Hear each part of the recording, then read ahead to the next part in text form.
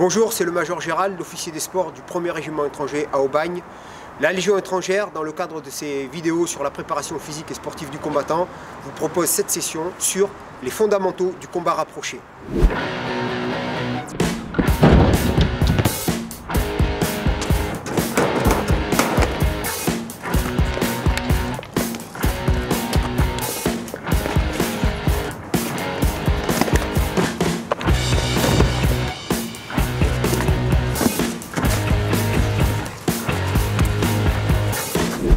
Les différents contextes géopolitiques et les récents conflits dans lesquels l'armée française a été engagée ont conduit à une restructuration permanente et régulière des méthodes et des techniques de combat rapproché.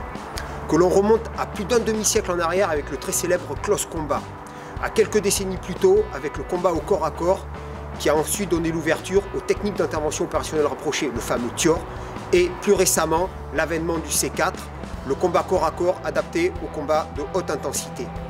Les méthodes de combat rapproché n'ont pas cessé d'évoluer, de se moderniser pour répondre aux exigences et aux diverses situations et aux nouvelles menaces auxquelles on a été opposé. Ce qui demeure inchangé, immuable, qui reste gravé dans le marbre, ce sont les fondamentaux. Les fondamentaux, on en dénombre 7. On va retrouver la garde et ses déplacements, le plaquage au sol, la chute avant, la chute arrière, la roulade avant, la roulade arrière et le dévalement de pente. Dans cette vidéo, on va vous présenter 3 fondamentaux. On étudiera le plaquage au sol, la roulade avant, la roulade arrière. On va vous montrer comment les réaliser, à quoi ils servent et pourquoi il faut les maîtriser. Alors au départ, pour que tout le monde prenne le même langage, la même position, on part de la garde. Voilà. La garde et ses déplacements, c'est très important, c'est essentiel et ça demande un ensemble complet d'instructions. Donc ce sera l'occasion d'une nouvelle vidéo où là on verra la garde et ses déplacements. Parce que l'expérience nous a fait apporter qu'au cours des séances qu'on a dirigées, qu'on a encadrées, bonne garde, bon déplacement égale bon combattant. Mauvaise garde, mauvais déplacement égale combattant en difficulté. C'est la formule qu'on a mis au point, c'est la formule qui s'est avérée exacte, parce que si on ne se déplace pas correctement et si on ne sait pas se positionner correctement, on a automatiquement des difficultés. Pour le plaquage au sol, vous pouvez le réaliser. Bien sûr, sur un tatami, c'est la meilleure solution, si on peut s'entraîner sur un tatami. Si on ne l'a pas, un bout d'herbe, un bout de gazon et tout va bien. Évitez les sols rocailleux, caillouteux, sableux pour protéger les yeux et se préserver. Un sol assez meuble parce qu'il faut prendre confiance pour ne pas se faire mal, pour ensuite pouvoir accéder à un peu plus de difficultés. Le plaquage au sol, à quoi il va servir? Je suis en progression ou je suis statique et un ennemi, j'ai visuel sur un ennemi qui va avoir vue sur moi pour éviter qu'il me voit, je vais immédiatement me plaquer au sol. Ça, c'est une première chose. Une deuxième chose, il y a eu une explosion, un effet de souffle, des projectiles qui sont envoyés. Je me plaque au sol pour les éviter. Le découpage technique. Je pars position de garde. Première chose, je fléchis au maximum. Je viens réduire au maximum la distance entre moi et le sol pour m'économiser au maximum.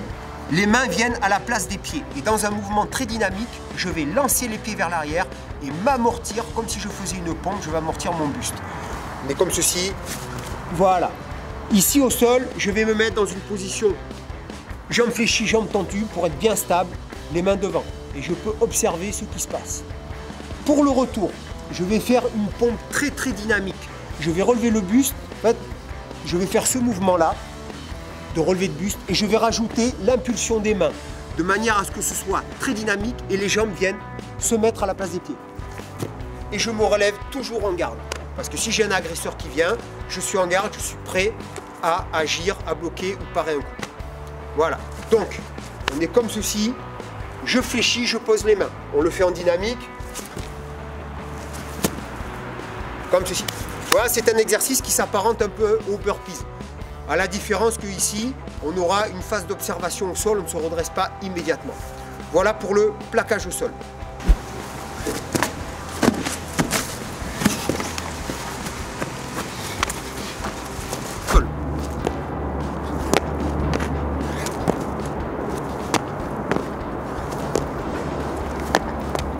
Très bien, donc on va voir maintenant la roulade avant. La roulade avant, elle est essentielle de savoir la pratiquer parce qu'on la retrouve dans n'importe quelle forme de sport de combat, d'arts martiaux ou de vie traditionnelle de tous les jours. Voilà, elle va servir qu'au cours de la progression, que ce soit en marchant ou en courant, on trébuche. Et plutôt que de tomber à plat, de se blesser, on enchaîne sur une roulade, on se préserve et on peut continuer la progression. Ou alors tout simplement on a été poussé par derrière, frappé par derrière, on est projeté vers l'avant, on enchaîne sur une roulade. Voilà. Le découpage technique tel qu'il doit être réalisé. Même chose, on part de la position de garde et comme pour le plaquage au sol, je viens me fléchir au maximum pour venir avoir le moins de contact de hauteur avec le sol. Je viens ici, les droitiers côté droit, les gauchers côté gauche. Vous posez les mains ici sur le sol. Les mains sont au contact du sol. Je vais engager la roulade sur l'avant-bras, l'épaule et la fesse opposée, de manière à avoir le moins possible de surface de la colonne vertébrale au sol. Je suis comme ceci là.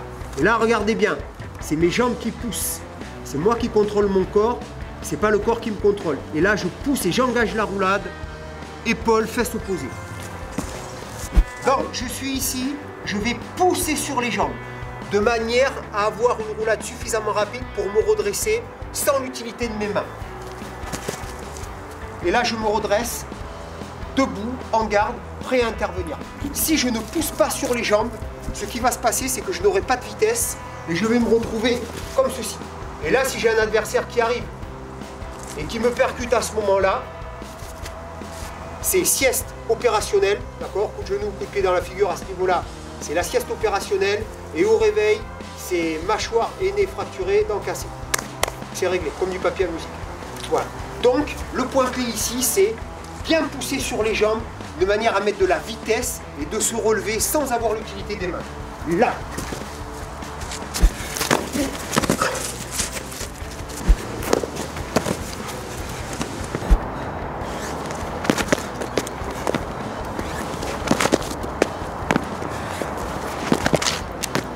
Très bien, on va vous présenter la roulade arrière. La roulade arrière, c'est un fondamental, c'est un exercice que les gens n'apprécient pas parce qu'on est tout de suite vers l'arrière. Par contre, il y a un point clé à respecter, c'est comme ceci.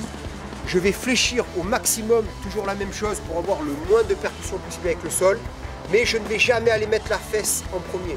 Pourquoi? Parce que si je mets la fesse en premier, à 200%, c'est la tête qui suit.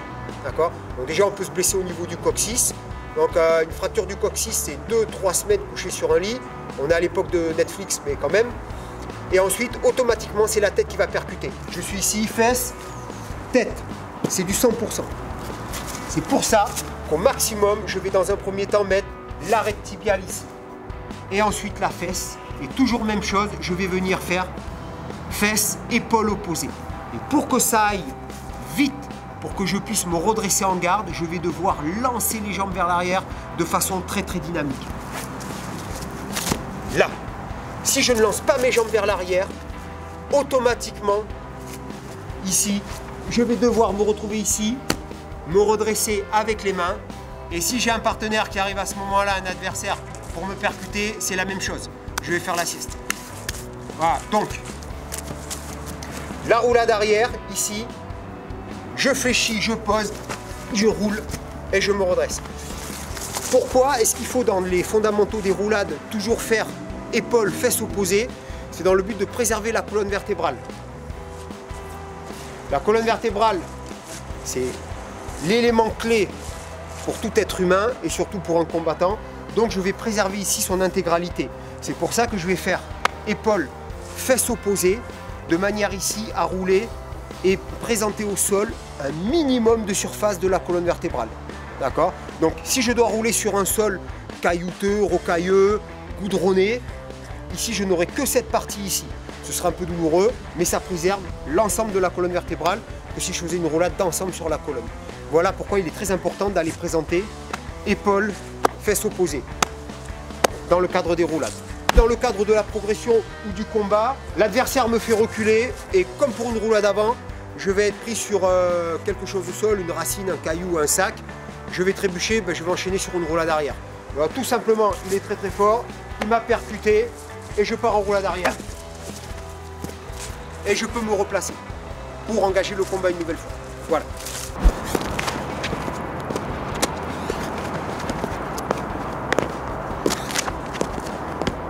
Très bien, voilà pour les fondamentaux. Donc, ils trouvent tout à fait leur place dans vos séances d'entraînement. Avec un échauffement préalable bien sûr, vous pouvez enchaîner en début de séance ou en fin de séance. Ça se pratique de préférable sur une surface meuble. Bien sûr, le sommet, c'est le tatami. Si vous n'avez pas, vous voyez, une zone en herbe ici, comme ceci, c'est très bien, dans un bout de jardin. C'est un très bon exercice de cardiovasculaire, c'est un très bon exercice musculaire et surtout, il va vous apporter coordination motrice et une meilleure gestuelle. Et avec le fait de le répéter plusieurs fois, ça va vous donner confiance, ça vous amènera à faire sur des sols plus durs et par la suite à enchaîner sur des exercices plus périlleux. Voilà. On vous donne rendez-vous pour une prochaine vidéo et avec un peu d'avance, on vous souhaite de très bonnes fêtes de fin d'année. Merci, à la prochaine.